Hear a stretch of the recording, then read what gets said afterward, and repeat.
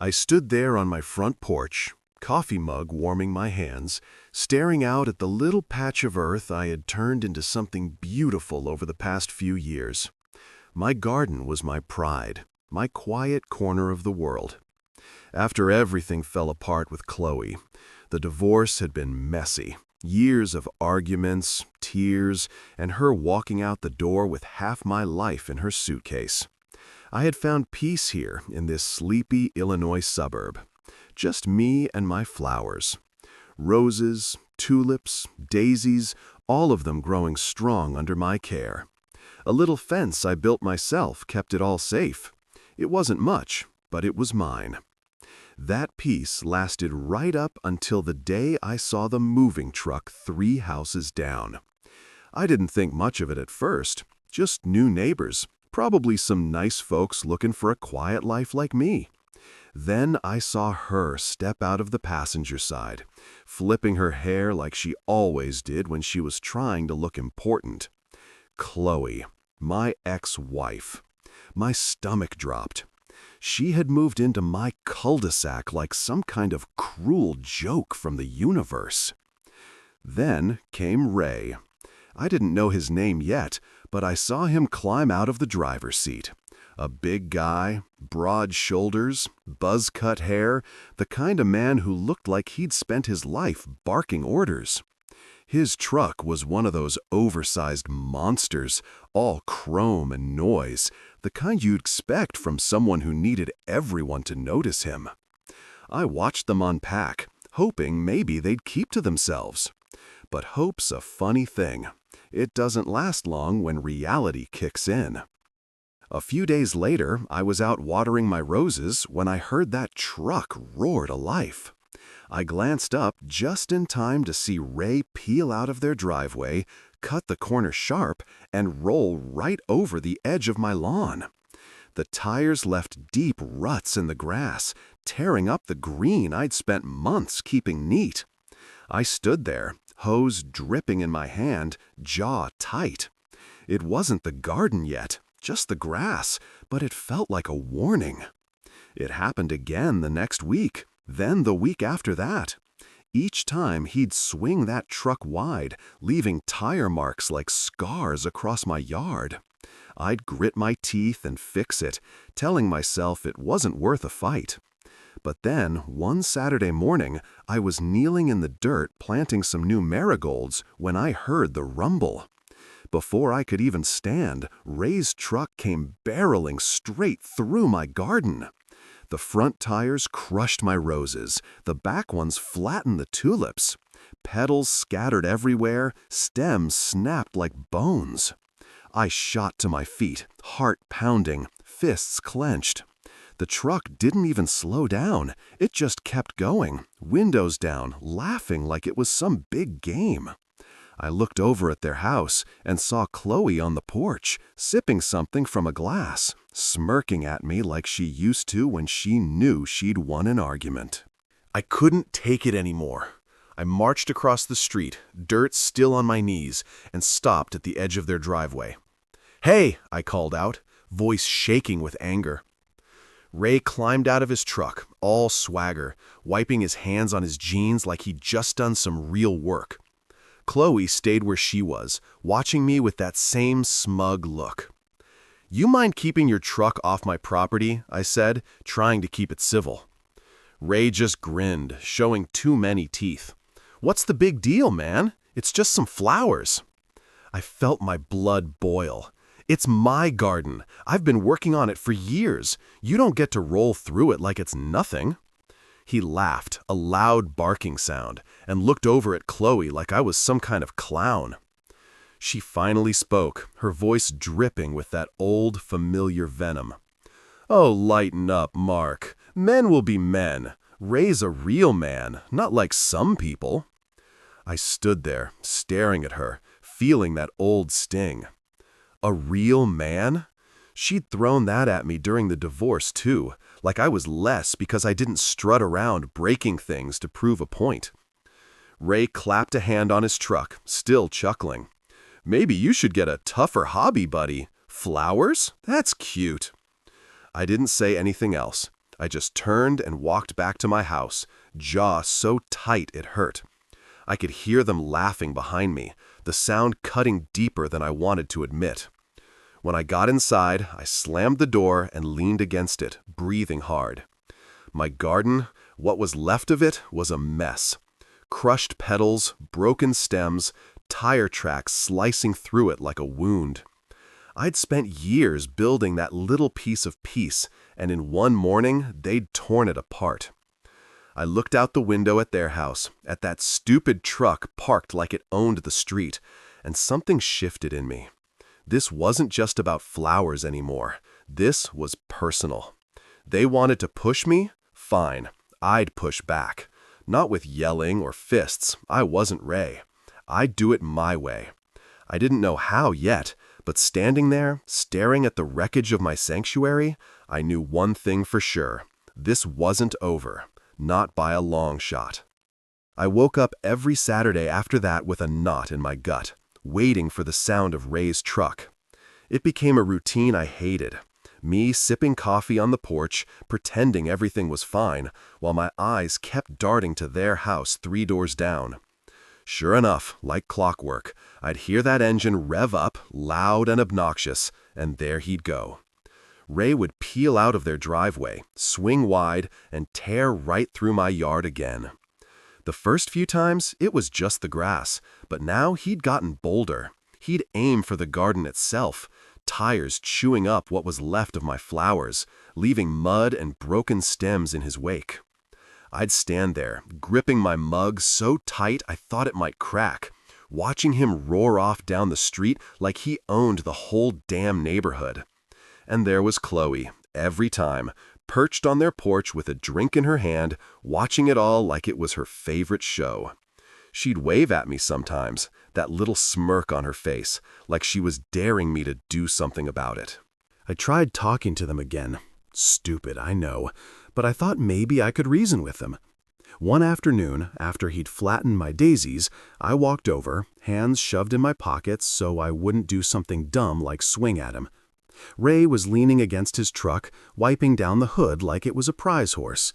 Chloe sat on the steps, swirling ice in her glass. "Hey," I started, keeping my voice steady, "I'm asking you again. Keep that thing off my yard. It's not a racetrack." Ray didn't even look up, just kept polishing. "It's just a little fun, man. Relax." Fun. That word hit me like a slap. "It's not fun for me," I said. "That garden's mine. I put years into it. You're wrecking it for no reason." He finally straightened up, towering over me with that smug grin. "It's just dirt and petals, Mark. Maybe if you had something worth protecting, I'd care." I felt my face heat up, but before I could snap back, Chloe chimed in. "He's asserting his manhood," she said, "like it was the most obvious thing in the world. You wouldn't get it." Asserting his manhood. I wanted to laugh, but all I could feel was the rage bubbling up inside me. I walked away again that day, their laughter chasing me back to my house. Every time I tried to stand up for myself, they turned it into a joke. I'd patch up the garden as best I could, replant what I could save, smooth out the ruts, but it wasn't the same. The neat rows were gone, the fence was leaning, and every fix felt like a Band-Aid on a broken leg. I started avoiding my own front yard just so I wouldn't have to see the damage. But I couldn't avoid the sound. Every weekend, that truck. Every weekend, their mocking voices. Ray started yelling stuff when he drove by. "Nice weeds, buddy," or "Grow up, flower boy." And Chloe would cackle like it was the funniest thing she'd ever heard. I'd lie awake at night, staring at the ceiling, replaying it all in my head. It wasn't just the garden anymore. It was the way they looked at me, like I was nothing, like I'd always been nothing to her. Then came the morning that broke me. I'd stayed up late the night before, working on a new section of the garden, trying to bring it back to life. I'd rebuilt the wooden fence by hand, hammering each plank into place, feeling a little bit of pride creep back in. I went to bed tired but hopeful. When I woke up, I shuffled outside with my coffee, expecting to see my work still standing. Instead, I froze. The garden was gone. Not just damaged, destroyed. Every plant was uprooted, stomped flat, or torn out.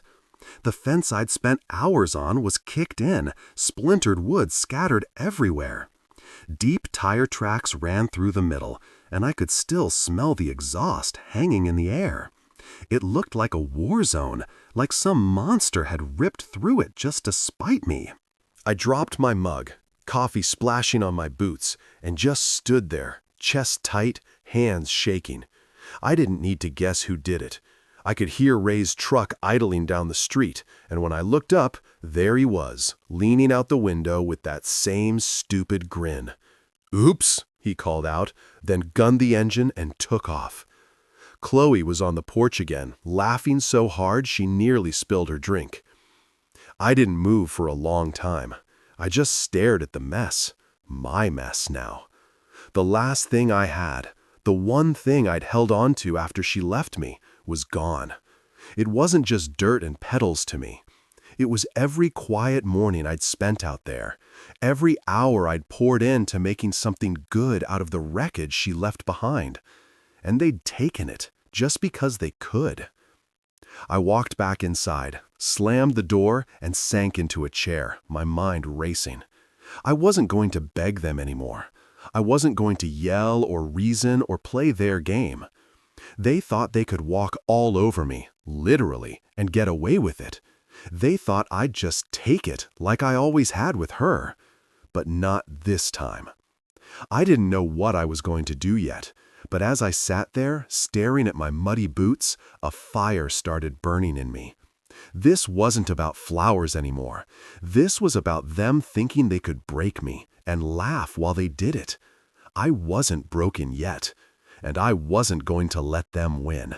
I'd find a way to make them regret this. I'd make sure of it. I couldn't sleep that night after they trashed my garden. I kept seeing it every time I closed my eyes. The smashed flowers, the broken fence, the tire tracks cutting through it all like a knife. I lay in bed, staring at the ceiling, my mind spinning with anger and something else, something sharper. I wasn't just going to fix it this time. I wasn't going to let Ray and Chloe keep laughing at me like I was some pushover they could stomp on whenever they felt like it. By the time the sun came up, I'd made up my mind. I needed a plan, something smart, something that would hit them where it hurt without me ever throwing a punch. I didn't have Ray's size or Chloe's venom, but I had my head, and I was going to use it. I grabbed my phone and scrolled through my contacts until I found Cal Benton's name. If anyone could help me pull this off, it was him. Cal was an old friend from way back, before Chloe, before the divorce, when life was simpler. He lived out in the sticks now, a farmer with a knack for tinkering. He'd built all kinds of weird stuff over the years, contraptions for his crops, gadgets to scare off crows, even a little robot dog once, just for laughs. I hadn't talked to him in a while, but he owed me a favor from a few summers ago when I'd helped him haul hay after his truck broke down. I dialed his number, pacing my kitchen, the wrecked garden glaring at me through the window. "Mark Shaw, you old dog," Cal answered, his voice rough and cheerful. "What's got you calling me at the crack of dawn?" I didn't waste time. "I need your help, Cal. My ex-wife's new husband's been tearing up my yard, and I'm done taking it. I want to set something up, something to stop him cold." There was a pause, then a low chuckle. "Sounds like a man's crossed the line. Tell me what you're thinking." I laid it out. How Ray kept driving through my garden, how Chloe egged him on, how they destroyed everything I'd built. Cal listened, grunting now and then, and when I finished, he didn't hesitate. "I've got just the thing," he said. "You ever hear of a perimeter mat? Farmers use them to keep cows from wandering. Low voltage. Won't kill anybody, but it'll make 'em wish they'd stayed home. I've got one I can tweak for you." My ears perked up. "What else you got?" He laughed again. "How about motion sprinklers? Freezing cold water. Hits 'em the second they step where they shouldn't. And oh, you'll love this. A motion speaker. I rigged one up with a sound that'll scare the devil himself. Part demon, part hellhound, loud as sin. They'll think the gates of hell opened up. I could feel a grin creeping across my face. That's perfect, Cal. Can you get it to me quick? Give me a day to round it up, he said. I'll drop it off tomorrow. You owe me a beer after this, though. Deal, I said, already feeling lighter than I had in weeks. Cal showed up the next afternoon, his beat-up truck rattling into my driveway. He climbed out, wiry and sunburned, hauling a box of gear that clinked and rattled. Here's your revenge kit, he said, setting it down with a thud. He walked me through it. The mat was a thin, rubbery thing I could bury under a layer of dirt, wired to a little battery pack. The sprinklers were small but tough, easy to hide in the flower beds. And the speaker? He hooked it up to his phone and played the sound for me. It was a deep, guttural roar, like something out of a nightmare, loud enough to wake the whole street. They'll crap their pants, Cal said, grinning. I nodded, picturing Ray's smug face turning to panic. Let's hope so. We spent the rest of the day setting it up. I dug shallow trenches along the edge of my yard, laid the mat down, and covered it with soil so it looked like nothing was there. The sprinklers went in next, tucked behind what was left of my plants, aimed right at the path Ray always took. The speaker I hid under the porch, angled so the sound would blast out toward the street. Cal wired it all to motion sensors. Step on the mat, and the whole show would start. I added one more thing, my old security cameras. I'd bought them cheap a while back, mostly to watch for package thieves, but now they'd be my eyes. I mounted one on the porch, another by the garage, both aimed at the yard. If Ray tried anything, I'd have proof. By the time we finished, the sun was setting, and my little house looked normal again, except now it was a trap, waiting to spring. Cal clapped me on the shoulder. You're a patient man, Mark, but even patient men got limits. This will teach him. I thanked him, handed him a cold beer from the fridge, and sent him on his way. Then I went inside, grabbed a fresh mug of coffee, and settled into a chair by the window. It was dark out, the street quiet, but I wasn't going to bed. I wanted to be awake when Ray made his next move. I knew he'd come. Weekends were his time to shine, and he wouldn't be able to resist tearing through my yard again, especially after wrecking it so bad. I sat there, sipping my coffee, the bitterness matching the fire in my chest. Every creak of the house, every rustle outside had me on edge. I kept imagining it, his truck rolling up, the tires hitting the mat, the chaos that would follow. I wasn't a violent guy, never had been, but this wasn't about violence. This was about taking back what was mine, about showing them I wasn't the weak little man they thought I was. My garden was gone, sure, but my pride wasn't. I glanced at the cameras on my phone, their little green lights blinking in the dark. Everything was ready. All I had to do was wait. And as the night stretched on, that wait turned into something satisfying, like the calm before a storm you know is coming. They'd pushed me too far, and now they were going to find out what happens when I push back. I'd been sitting by the window for hours, the coffee in my mug long gone cold, when I finally saw it, headlights cutting through the dark. It was 2 a.m., the street dead quiet, except for the low growl of Ray's truck creeping closer. My heart started pounding, not out of fear, but something else. Anticipation, maybe even excitement. I'd spent all day setting up my trap with Cal, and now it was time to see if it worked.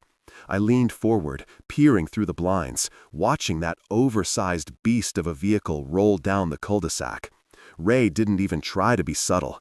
He swung wide, just like always, aiming straight for my yard. I held my breath as the front tires crossed the line, hitting the spot where I'd buried the mat. Then it happened. Zap! A sharp crackle split the air, faint but unmistakable, and the truck jerked like it had hit a wall.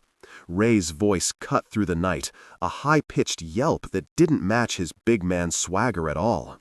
Before he could figure out what was going on, the sprinklers kicked in. I'd aimed them just right, and now they blasted freezing water straight at his truck, spraying through the open windows. I could hear him cursing, loud and frantic, as the cold hit him. The demon roar came next. Cal's speaker let loose that ungodly sound, a deep, guttural howl that echoed off the houses like some monster had clawed its way out of hell. It was louder than I'd expected, rattling my windows, and I saw Ray's truck swerve hard, tires spinning in the wet dirt.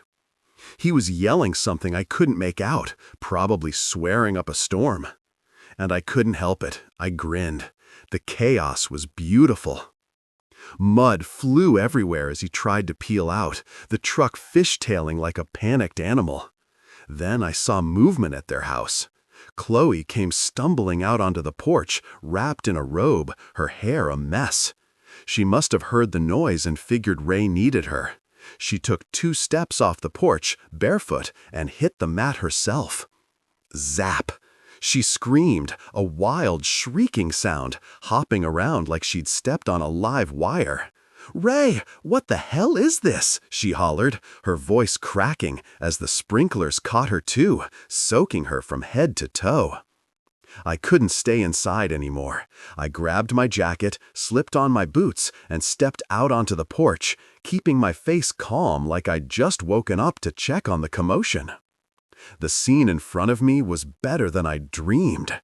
Ray was half out of his truck, one leg stuck in the mud, water dripping off his buzzed head, his shirt plastered to his chest. Chloe was a soggy mess, clutching her robe, shivering and glaring at everything like the world had personally betrayed her. The roar had stopped, the speaker was on a timer, but the sprinklers kept going, spitting icy water in little bursts.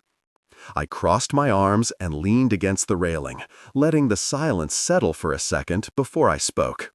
"Problem?" I said, keeping my voice even, like I was just a concerned neighbor. Ray whipped his head around, his face red and furious, but he didn't say anything right away. He was too busy trying to yank his boot out of the muck. Chloe, though, she didn't miss a beat. She stormed toward me, slipping a little on the wet grass, pointing a dripping finger in my face. "What did you do, Mark? This is insane! We're calling the police!" I didn't flinch. I'd been waiting for that threat, and I was ready. "Please do," I said, meeting her eyes. "I've got security footage of you two destroying my property for weeks. Cops might like to see that." That stopped her cold. Her mouth opened, then shut, and I could see the gears turning behind those angry eyes. Ray finally got free of the mud and stomped over, his fists balled up like he wanted to take a swing. "You think you're smart, huh?" he growled, water still trickling down his neck. "Setting up some little booby trap? You're pathetic." I shrugged, not moving an inch. "I think it's pretty smart, actually. Maybe you should try staying on your own side of the street next time." He took a step closer, chest puffed out, but Chloe grabbed his arm. "Ray, don't," she hissed, her voice low but sharp. "He's not worth it." She was dripping wet, her robe clinging to her, and for once she didn't look so smug. They stood there, glaring at me, and I just stared back, feeling something I hadn't felt in a long time. The cameras were rolling, the trap had worked, and for the first time since they'd moved in, I wasn't the one on the defensive. Ray muttered something under his breath, probably a curse, and turned back to his truck, kicking at the mud like it had personally offended him. Chloe gave me one last venomous look before she followed, her slippers squishing with every step. "This isn't over," she called over her shoulder, but it sounded hollow, like she wasn't so sure anymore. I watched them go, the truck limping back to their driveway, leaving a trail of water and defeat. I stayed on the porch a while longer, letting the night air cool me down, the sprinklers finally clicking off behind me. The yard was a mess again, mud and tire marks, but it didn't matter. Tonight, this wasn't about the garden. This was about showing them I wasn't going to roll over anymore. I went back inside, locked the door, and pulled up the camera footage on my phone. There it was, clear as day. Ray driving in, the mat zapping him, the sprinklers soaking him, Chloe's little dance when she hit the trap, too. I saved it all, every second, and leaned back in my chair. They could call the cops if they wanted. I'd love to see them try to explain this. For now, though, I'd wait. The war, maybe, but this battle, this one was mine. I woke up the next morning feeling lighter than I had in weeks, the memory of Ray and Chloe flailing in my trap still fresh in my mind. I'd slept hard, the kind of sleep you get when you know you've landed a good punch, even if it wasn't with my fists. The sun was just creeping over the rooftops as I stepped onto the porch with my coffee, expecting to see the muddy mess from last night. It was there, sure, tire tracks and puddles, but something else caught my eye. Ray's truck was parked crooked in their driveway, still streaked with dirt, and I could see him through their front window, pacing back and forth like a caged bear. Chloe was nowhere in sight, probably still fuming in her soggy robe. I smirked into my mug. They'd threatened to call the cops, but the street was quiet. No sirens, no flashing lights. They'd backed off. At least for now. I didn't have long to enjoy it, though. Around noon, a car pulled up in front of my house. A sleek black sedan, the kind that screams lawyer or bill collector. A guy in a cheap suit, clipboard in hand, and marched up my walkway. I met him at the door before he could knock. "Mark Shaw?" he asked, voice flat. "That's me," I said, keeping my tone easy. He handed me a piece of paper, official-looking, with a bunch of legal gibberish typed across it. "Cease and desist order," he said. "From Richard Dalton. Says you're harassing him with dangerous devices on your property. You've got 24 hours to remove them, or he's filing charges." I took the paper, glancing at the words, trespass, liability, damages. Ray's name was scrawled at the bottom in a big, sloppy signature. I almost laughed. "Thanks," I told the guy, and he nodded, turned, and left without another word. I shut the door and read it over, my good mood souring. Harassment? Dangerous devices? That was rich, coming from the guy who'd been treating my yard like his personal demolition derby. I tossed the letter on the table and grabbed my phone, pulling up the footage from last night. There it was, Ray driving onto my property, the mat zapping him, the sprinklers soaking him. Private land, clear trespassing. If anyone had a case, it was me. I wasn't taking anything down. Let him try to push this. I'd shove it right back in his face. Still, I knew this wasn't the end. Ray didn't strike me as the type to let a little zap and some water stop him, and Chloe was too stubborn to let me have the last word. I figured they'd lick their wounds for a day or two, then come at me again. I was right, just not in the way I expected. It started small. That evening, I was out front cleaning up the mud from the night before when I noticed something off.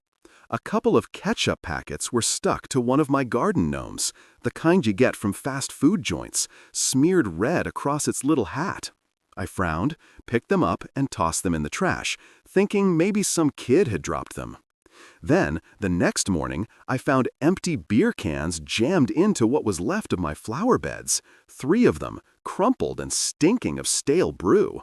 I stood there, hands on my hips, staring at them. This wasn't random. Kids don't sneak around planting cans like that. I checked the cameras. Nothing clear, just shadows moving in the dark, too far off to make out a face. My gut told me it was Ray, though. He wasn't dumb enough to drive through again, not after last night. But this was petty enough to be him. It got worse over the next few days. One night, I came home from the hardware store to find garbage scattered across my lawn.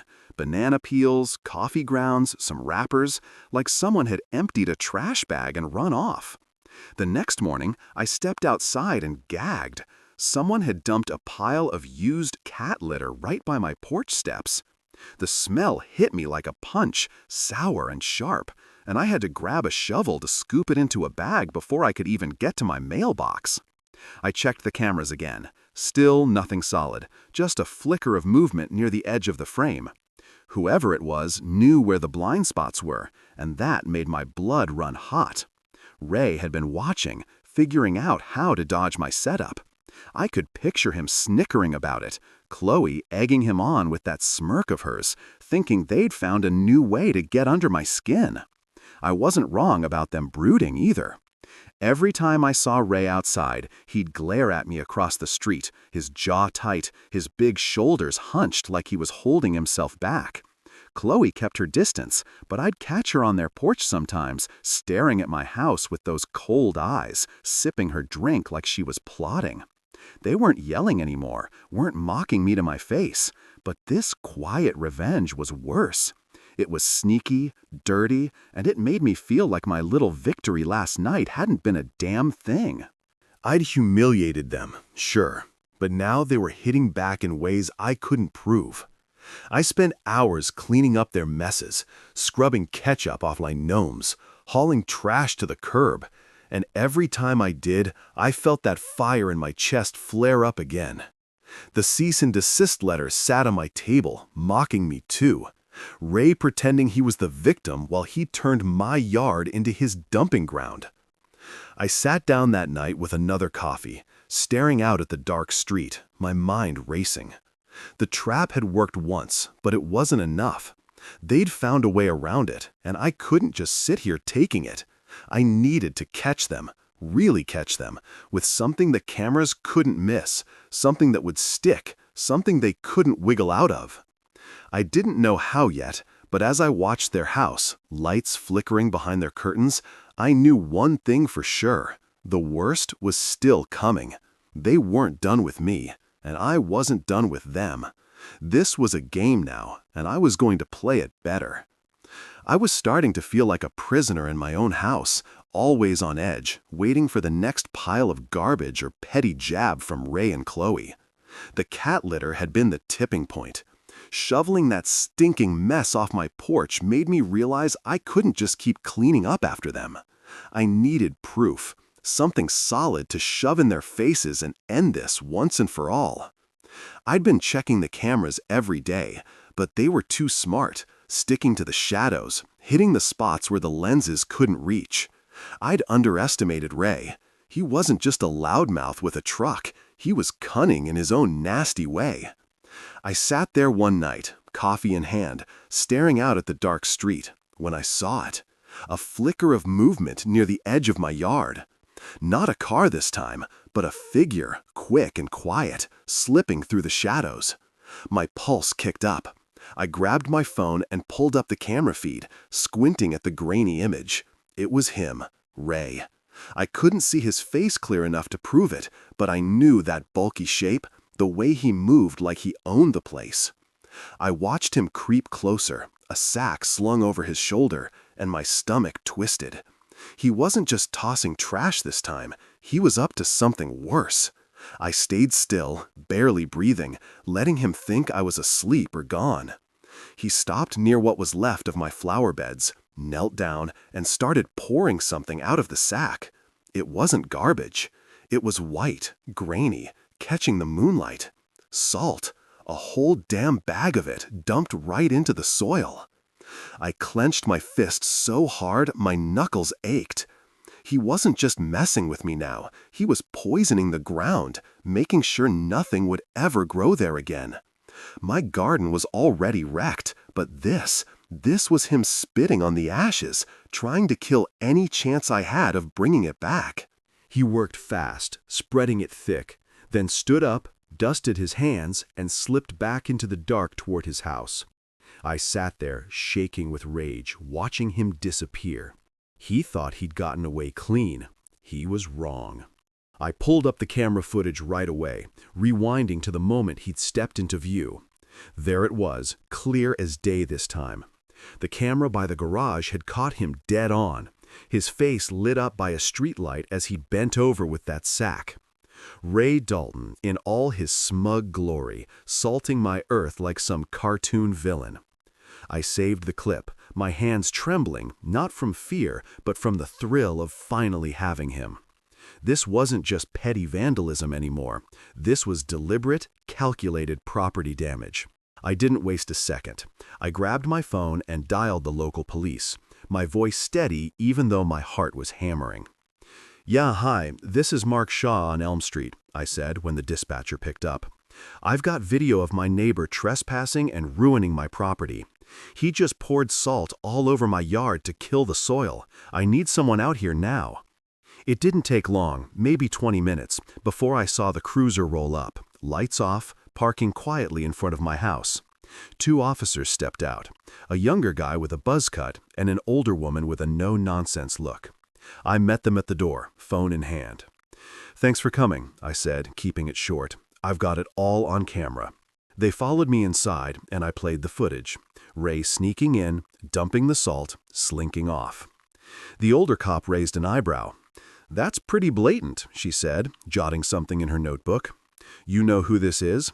"Yeah," I said. "Ray Dalton, lives 3 houses down. He and his wife have been tearing up my yard for weeks with his truck, too. I've got more video if you need it." She nodded. "This will do for now. Let's go have a word with him." I stayed on my porch, watching as they walked down the street, their flashlights bouncing in the dark. I could see Ray's truck still parked in their driveway, and a light flicked on inside as the cops knocked. The door opened, and there he was, shirtless, looking annoyed until he saw the uniforms. I couldn't hear what they said, but I saw his arms start flailing, his voice rising, probably trying to bluster his way out of it. Then the younger cop stepped forward, calm but firm, and Ray's shoulders slumped. Chloe appeared behind him, her face pale, clutching that damn robe again. She started yelling too, her voice carrying across the quiet street.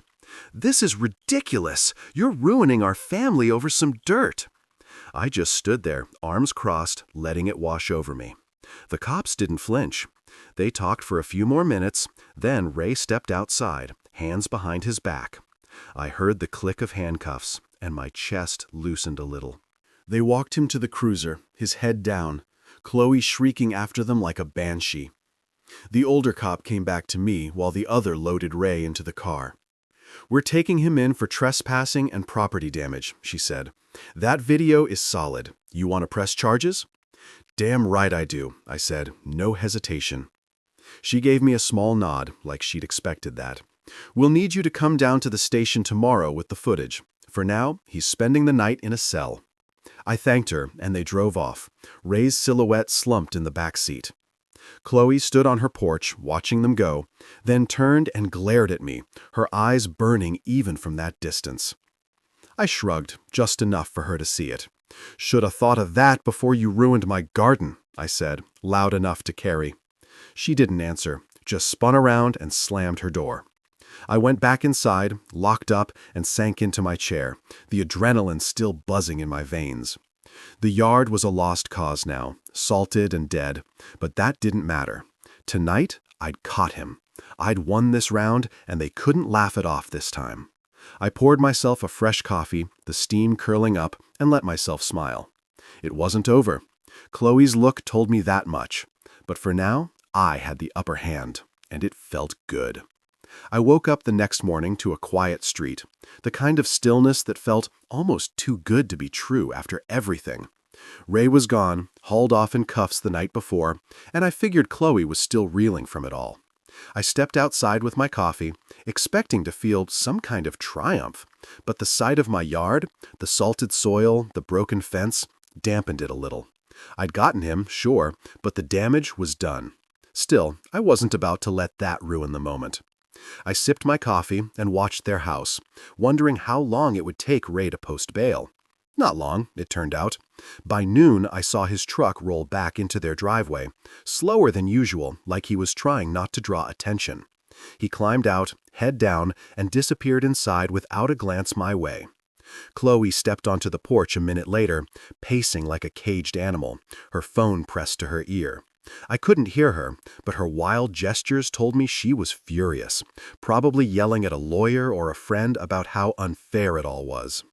The neighborhood started buzzing after that. I caught Mrs. Henley, the old lady next door, peering over her fence at me while she watered her plants. "Heard the cops were here last night," she said, her voice curious but not pushy. "Yeah," I said, keeping it simple. "Caught 'em wrecking my yard on camera." She nodded, a little smile tugging at her lips. "Good for you, Mark. That man's been a menace since he showed up." It wasn't just her. Other neighbors started giving me nods or quick waves when I passed by, like I'd done something they'd all been too polite to try. It felt good. Acknowledgement. I wasn't alone in this. But it didn't last long. That night, around 3 a.m., I jolted awake to a sharp, crackling sound outside. I stumbled to the window, rubbing sleep from my eyes, and saw it. Flames licking up from my trash can by the curb, a bright orange glow against the dark. My heart sank. I grabbed my phone and ran out in my boxers and a t-shirt, the cold air biting at me as I snatched the garden hose from the porch. The fire wasn't big, mostly paper and leaves, but the smell of burning plastic hit me hard as I sprayed it down. The can was half melted by the time I got the flames out, a charred mess dripping onto the pavement. I stood there, hose dripping in my hand, breathing fast, the wet grass soaking my bare feet. This wasn't an accident. Someone had lit it, and I didn't need 3 guesses to figure out who. I glanced at their house, dark, quiet, no sign of life, but I knew. Ray might have been licking his wounds, but Chloe, she was a different kind of mad, the kind that didn't stop.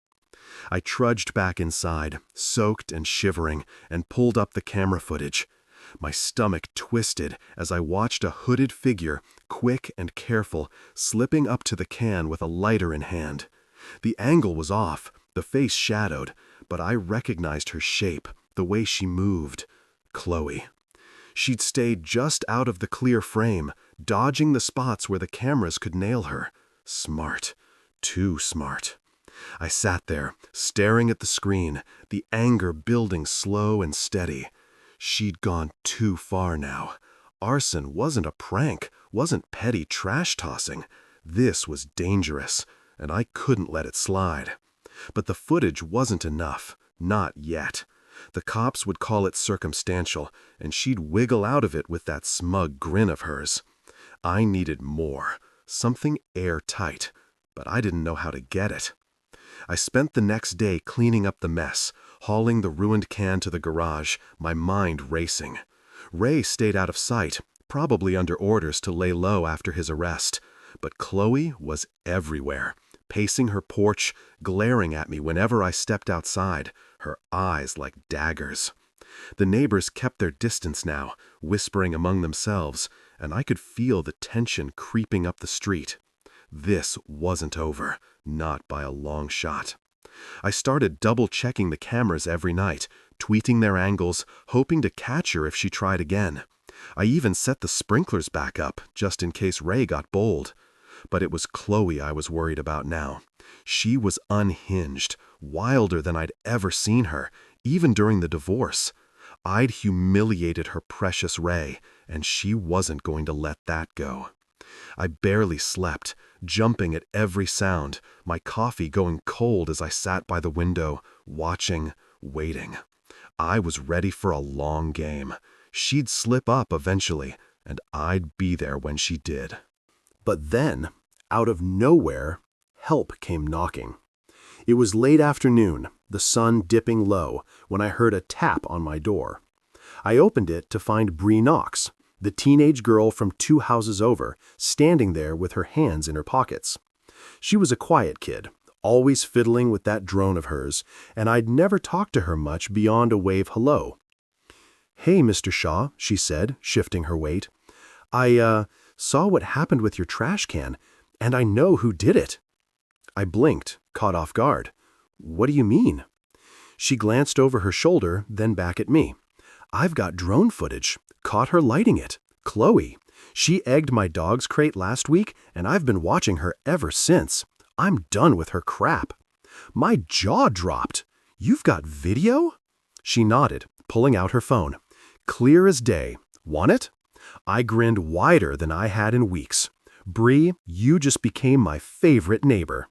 She smirked a little, and I knew right then, this was the break I'd been waiting for. Chloe was done. I stood there on my porch, still reeling from Bree's visit, my mind buzzing with what she'd just handed me. She'd shown me the drone footage on her phone, grainy at first, but then it zoomed in, clear as daylight. There was Chloe, sneaking out of her house in that hoodie, lighter flickering in her hand as she bent over my trash can. The flames caught quick, and she darted back, glancing around like a nervous cat before disappearing into the shadows. Bree had caught every second, her drone hovering silent above the street. "I figured you'd want this," she said, her voice sharp with her own grudge. "She's been a jerk to everyone, not just you." I nodded, barely able to speak, and she'd sent me the file right then and there. "Thanks, Bree," I'd managed, and she'd shrugged like it was nothing, back home with her hands in her pockets. But it wasn't nothing. It was everything. I went inside, locked the door, and pulled up the video on my laptop, watching it again, then again. My hands were steady now, no more shaking, just a calm certainty settling in. This wasn't like the camera footage of Ray, blurry and arguable. This was her face, her movements, undeniable. Arson. She'd crossed a line she couldn't walk back from, and I had her dead to rights. I burned the video to a USB drive, grabbed my jacket, and headed to the police station that afternoon. The same older cop from Ray's arrest was there, her badge reading Officer Grant. She looked up from her desk as I walked in, raising an eyebrow. "Back already, Mr. Shaw," she said, leaning back in her chair. "Yeah," I said, holding up the drive. "Got something new. Chloe Dalton this time. She set my trash can on fire the other night. Caught it all on video." She took the drive, plugged it into her computer, and watched the footage in silence. I stood there, arms crossed, feeling the weight lift off me with every second she stared at the screen. When it finished, she let out a low whistle. "That's her, all right," she said, scribbling something on a notepad. "Where'd you get this?" "Neighbor kid with a drone," I said. "She's got her own beef with Chloe." "Lucky for you," Grant said, a faint smirk tugging at her lips. "Lucky indeed. This is solid. We'll pick her up today." I felt a rush of relief, like I could finally breathe again. "Thanks," I said, and she waved me off. "Just doing the job. You pressing charges on this one too?" "You bet I do," I said, no hesitation. She gave me a look, half respect, half amusement, and told me to head home. They'd handle it. I was back on my porch by late afternoon, coffee in hand, when the cruiser rolled up to their house. I watched from a distance, keeping it casual like I was just enjoying the day. Two officers, Grant and the younger guy from before, knocked on the door. Chloe answered, still in that robe, her hair a mess. I couldn't hear the words, but her arms started flailing, her voice rising, sharp and loud. "This is insane! You can't do this!" she shouted, loud enough for me to catch it. Grant stayed calm, saying something I couldn't make out, and then the younger cop stepped forward, cuffs in hand. Chloe froze, her mouth open, then tried to back inside. They didn't let her. Grant grabbed her arm, gentle but firm, and turned her around. The cuffs clicked, and she started yelling again, a string of curses and pleas that echoed down the street. Ray came barreling out then, his face red, fists clenched. "What the hell's going on?" he roared, stomping toward the cops. I tensed, expecting a fight, but the younger officer moved fast, blocking Ray's path. "Step back, sir," he said, voice hard. Ray didn't listen. He swung an arm, not at the cop, but toward me, pointing across the street. "This is you, isn't it, you little bastard?" he bellowed. I didn't move, just sipped my coffee, meeting his glare. The cop grabbed him, twisting his arm back, and Ray stumbled, swearing as they held him in place. Chloe was still shrieking, her voice cracking now as they walked her to the cruiser. "He's lying! It's all lies!" she cried, but it sounded weak, desperate. The neighbors were out now, Mrs. Henley on her lawn, a couple others peeking through windows, and I could feel their eyes on me, on them. Grant shoved Chloe into the back seat, slamming the door, while the younger cop kept Ray pinned until he stopped thrashing. "Stay here," he told Ray, then joined Grant in the car. They drove off, Chloe's muffled yells fading into the distance, leaving Ray standing there, panting, staring at me like he could burn my house down with his eyes. I set my mug down and walked to the edge of my porch, hands in my pockets. Ray took a step toward me, his fists balled up again, but he stopped short, maybe remembering the cops weren't far. "You're dead for this," he growled, low and mean. "Maybe," I said, shrugging, "but she lit the fire, not me. You should have kept her on a leash." His face twisted, and for a second I thought he'd charge anyway. But he just spat on the ground and stormed back inside, slamming his door so hard the windows rattled. I stood there a minute longer, the street quiet again, the weight of it all sinking in. Chloe was gone, arrested, locked up, and Ray was stuck, helpless for once. I'd done it. Not just a zap or a scare this time, I'd hit them where it hurt. I went back inside, locked up, and sank into my chair, the adrenaline fading into something calmer. The garden was still a wreck, the trash can a melted lump, but none of that mattered right now. I'd taken back control, piece by piece, and they couldn't laugh it off anymore. The fight wasn't over, Ray's glare told me that. But tonight, I'd won, and that was enough.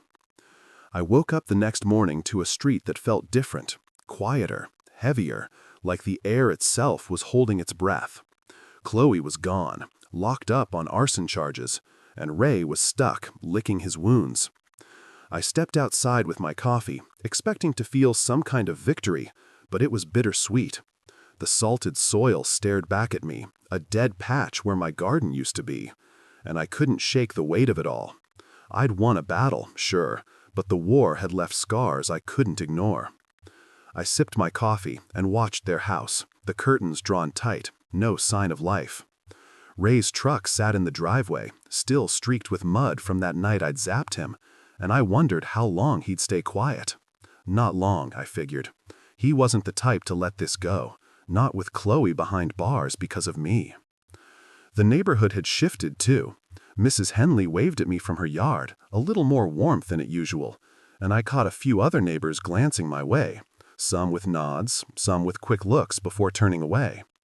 Word had spread fast. Ray's arrest, Chloe's meltdown, the whole messy saga. I wasn't sure if they saw me as a hero or just the guy who'd stirred up trouble, but it didn't matter. They weren't glaring at me like I was the problem anymore, and that was something.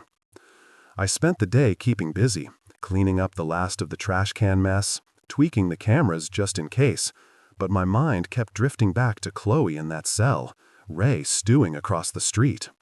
She'll be out eventually, on bail or probation, and then what? I wasn't naive enough to think this was the end. Weeks passed, slow and tense. Chloe came back one afternoon, a cab dropping her off in front of their house. I watched from my window as she climbed out, her face hard and cold. No robe this time, just jeans and a jacket, her hair pulled back tight. She didn't look my way, just marched inside, and the door slammed behind her. Ray stepped out a minute later, head down, and I saw the sheriff's deputy parked nearby, probably enforcing the restraining order I'd filed after the fire. He couldn't come near my place now, not legally, and that gave me a little breathing room. But the silence from their house wasn't peace. It was a storm brewing, and I could feel it in my bones. They didn't go out much after that. No porch drinks, no loud truck revving, just a cold, bitter quiet that hung over the cul-de-sac like a fog. Then, one night, it broke. I was out front checking the mail under the streetlights when I heard footsteps, heavy, deliberate. I turned, and there was Ray, stomping across the street, his face twisted with something dark. My stomach tightened, but I stood my ground, hands in my pockets, keeping it casual. He stopped a few feet away, just outside the line the restraining order set, his fists clenched so tight I could see the veins popping. "You happy now?" he growled, his voice low and rough. "You destroyed us, you smug little prick." I looked at him, his buzzed hair glinting under the light, his eyes wild, and I felt a flicker of something, pity maybe, but not enough to soften me. "I didn't destroy anything," I said, keeping my tone even. "You two did that yourselves. Driving through my yard, salting my garden, setting fires, that's on you."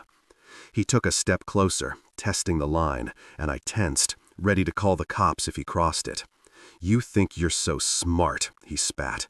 "Putting her in jail, ruining everything. We're the laughingstock of this damn street because of you." I shrugged, not taking my eyes off him. "Maybe you should have thought about that before you trashed my life. I didn't start this, Ray." He opened his mouth, probably to yell, but then something stopped him. A voice, sharp and young, cutting through the dark. "Leave him alone!" I turned, surprised, and saw Aiden, Chloe's 14-year-old son from her first marriage. I hadn't seen much of him since they moved in, just a quiet kid who kept to himself, usually glued to his phone or kicking a ball in their backyard. He marched up, his skinny frame tense, his face flushed. Ray spun on him, furious. "Get back inside, kid," he snapped. But Aiden didn't budge. "No," he said, his voice shaking but firm. "You told her to do it. Mom said it was your idea. The fire, all of it. I'm done with this." I stood there, stunned, as Ray's face went slack, like the air had been punched out of him. "What the hell are you talking about?" he growled. But Aiden didn't back down. "She told me last night. You pushed her to mess with him, to get back at him. I heard you." Ray took a step toward him, hand raised like he might grab him, but Aiden flinched away, turning to me instead. "I'm sorry, Mr. Shaw," he said, his voice cracking. "I thought it was just a joke at first, the truck stuff, but it wasn't. I didn't know it'd get this bad." I didn't know what to say. My throat felt tight, caught off guard by this kid standing there, spilling it all. "It's okay, Aiden," I managed. "Takes a lot to say that." He nodded, quick and jerky, then turned and walked back to the house, leaving Ray standing there, frozen. Ray didn't move for a long moment, his fists clenching, his shoulders slumping. He looked at me, something broken in his eyes, then muttered, "This ain't over," and trudged back across the street. But it didn't feel like a threat this time. It felt like a man who'd run out of fight. I watched him go, the door slamming behind him, and stood there in the quiet, processing it all. Aiden's words echoed in my head. Ray had pushed her, and now their own kid had turned on them. Their reputation was shot, their family cracking, and I hadn't even had to lift a finger this time. I went back inside, locked up, and sat down with my coffee, the night settling around me. It wasn't joy I felt, not exactly. It was something closer to relief, mixed with a strange ache I couldn't name. They were breaking, and I'd helped make it happen. That was enough for now. I woke up to a morning that felt lighter than any I could remember since Chloe and Ray moved in. The sun was out, casting long shadows across the street, and their house sat quiet. No truck rumbling, no porch pacing, just stillness. I stepped outside with my coffee, the air crisp with that early fall bite, and looked at my yard. The salted patch was still there, an ugly scar where my garden used to bloom, but it didn't sting as much today. I'd heard through the neighborhood grapevine, Mrs. Henley's whispers mostly, that Chloe and Ray were packing up. The for sale sign went up a week after Aiden's blow-up, and by the end of summer, they were gone. No big goodbye, no last stand, just a moving truck one night and an empty house the next morning. I stood there, sipping my coffee, staring at the blank windows across the street, and felt something settle in me. Not triumph exactly, but a kind of peace I hadn't had in months. The days after that stretched into weeks, then months, and the cul-de-sac started to heal. The neighbors came out more, Mrs. Henley puttered in her yard, Bree flew her drone around, even the quiet couple down the block started planting flowers of their own. My yard stayed bare for a while, the salt keeping anything from growing, but I wasn't in a rush. I'd sit on my porch every evening, coffee in hand, watching the street settle into something normal again. I didn't hear much about Chloe and Ray after they left, just rumors they'd moved to some apartment across town, still fighting, still better. I didn't care enough to dig deeper. They were out of my life, and that was all that mattered. But then, one crisp fall morning, I heard a knock on my door, soft but insistent. I set my mug down, curious, and opened it to find Aiden standing there, a small potted plant in his hands. He looked different, taller, maybe, or just less hunched, his dark hair messy under a baseball cap. "Hey, Mr. Shaw," he said, shifting his weight, his voice quiet but steady. "I brought this for your garden." I blinked, caught off guard, and took the pot, a little marigold, its yellow blooms bright against the green. "Thanks," I said, setting it on the porch railing. "You didn't have to do that." He shrugged, kicking at the step with his sneaker. "I wanted to. We're better now. Different place. Mom's still mad, but she's not, I don't know, crazy like before. I just didn't want you to think we were all like that." I looked at him, this kid who'd stood up to Ray that night, and felt a warmth I hadn't expected. "Takes a lot to say that, Aiden," I said, meaning it. "I appreciate it." He nodded, quick and awkward, then mumbled a goodbye and headed off, his hands shoved in his pockets as he disappeared down the street. I stood there a minute, holding that little plant, and something clicked. I'd spent months fighting, setting traps, chasing proof. Hell, I'd turned my yard into a battlefield just to make them stop. But this wasn't about revenge. It was about moving on. I took the marigold inside, grabbed a shovel, and went to work. The salted spot was still dead, but I dug around it, clearing a new patch near the porch where the soil was clean. I planted Aiden's gift there, patting the dirt down, feeling the earth under my hands again. It wasn't much, just one plant, but it was a start. Over the next few weeks, I added more. Daisies, tulips, even a couple rose bushes I picked up cheap at the hardware store. The neighbors noticed. Mrs. Henley brought me some cuttings from her yard, and Bree started swinging by with her dog, a scruffy mutt named Rusty, to check my progress. "Looks good, Mr. Shaw," she'd say, her drone buzzing overhead, and I'd nod, wiping sweat off my brow. The garden came back slow, piece by piece, and with it, the street felt alive again. I'd sit out there every evening, coffee steaming in the cool air, watching the flowers catch the last light of day. The tire tracks faded, the broken fence got rebuilt, stronger this time, and that salted patch started to soften, grass creeping in where nothing used to grow. It wasn't the same as before, couldn't be, not after everything, but it was mine again. And that was enough. Bree became a regular visitor, her dog flopping in my yard while she told me about school or her latest drone tricks. "Caught a raccoon on video last night," she'd say, grinning, and I'd laugh, feeling lighter than I had in years. Mrs. Henley started calling me over for tea sometimes, and I'd go, listening to her ramble about her grandkids, the quiet settling into something comfortable. One night, as the leaves turned gold and red, I sat on my porch, mug warming my hands, looking out at the garden. It wasn't perfect, some plants were scraggly, others still small, but it was growing, steady and sure. I thought about Chloe and Ray, about the chaos they brought, the nights I'd spent angry and sleepless. I'd fought hard to make it stop, and I'd won. Not with fists or yelling, but with patience, with proof, with people like Bree and Aiden stepping up when I least expected it.